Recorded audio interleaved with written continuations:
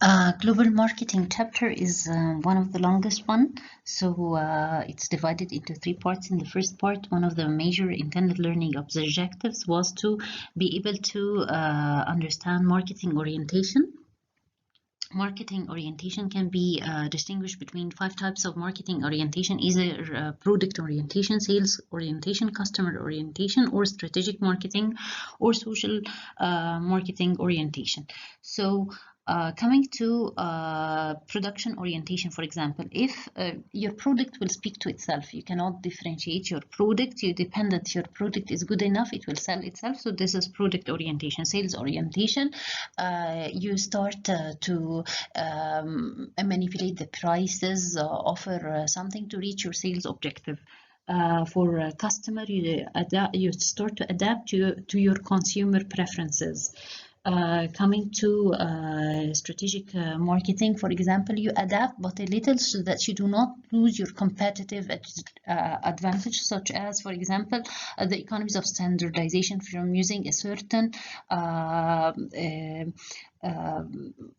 standard or blueprint that you have, and you don't want to lose this strategic advantage, so you adapt but a little bit and you still standardize. Finally, social marketing is all about when you care for the safety dimensions of your product, the political dimensions, the environmental dimensions. And one of the leads in social marketing is Body Shop, for example, in cosmetics.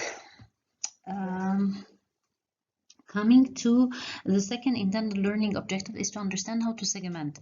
You either segment using global or country. You can segment but globally by, for example, taking the income brackets, people with income brackets of $24,000, or you segment by country, or you mix the marketing mix. So you segment within countries and also global segments. One of the best ways to segment is using demographics. Coming to the third intended learning objective, which is to adapt versus global standardization. When do you adapt? You adapt basically to have economies of scale.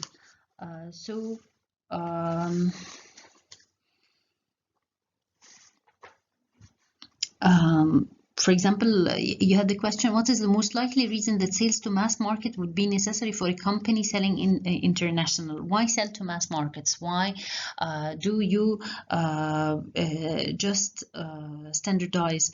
In order to gain economies in production, and in order to gain economies in production and in distribution. So why do we sometimes have to adapt? For legal consideration, for cultural consideration, for economic consideration. So, for example, examples of adapting.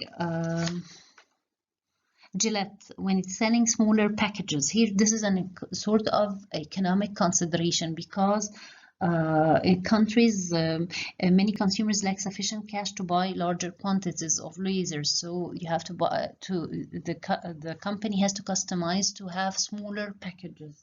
Another example we've taken for adaptation also was an economic adaptation. Sometimes some companies narrow the product line that they sell in a foreign country as compared to the product they sell at home. Why? Because not all products have sufficient demand in every market.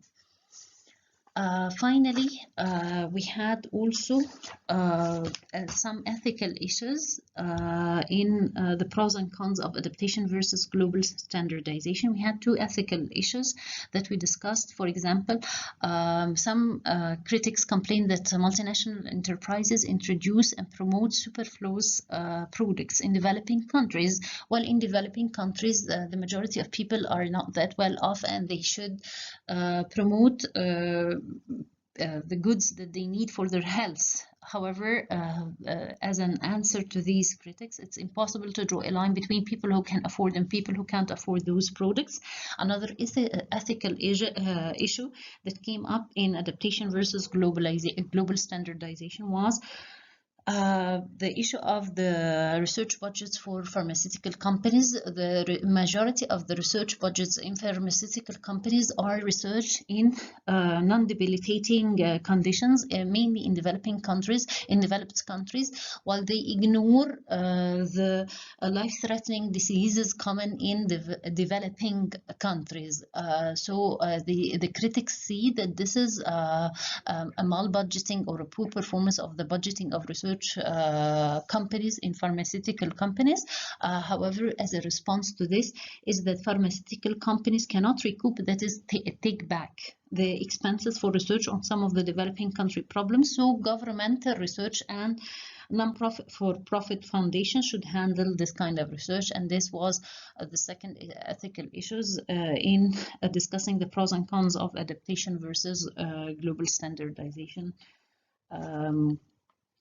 of products.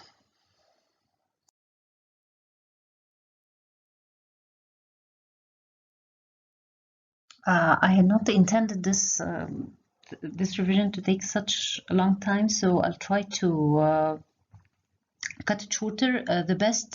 What best describes standardized advertising is a campaign that is similar but not identical from a market to market. We have distinguished between a push and a pull strategy for promotion. We have also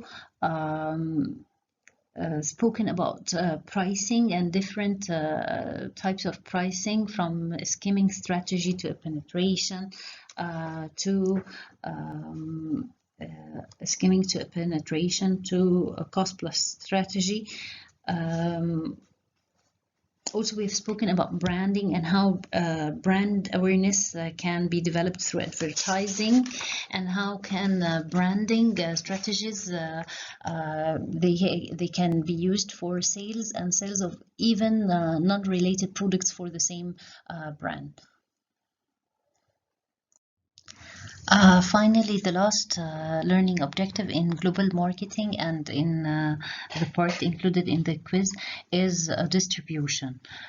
So coming to distribution, higher disposable income and technological advances, of course, have helped overcome many geographic constraints on product demand and distribution.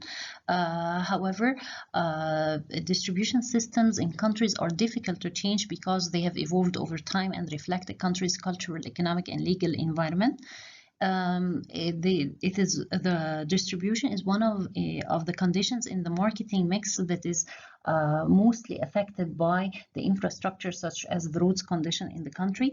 Also, if the company is having an advanced high-tech product or a product with a high price or that needs after sales, then it should handle its own distribution. Finally, one of the major causes for price escalation that is most likely to occur in exporting is greater distances and more intermediaries that increase the distribution cost, which can cause the price escalation. Of course, there are other conditions for escalation of export prices, such as differences in currency and imposition of tariffs and other conditions. Good luck to you all. The quiz will be very simple and straightforward, and may God bless you all.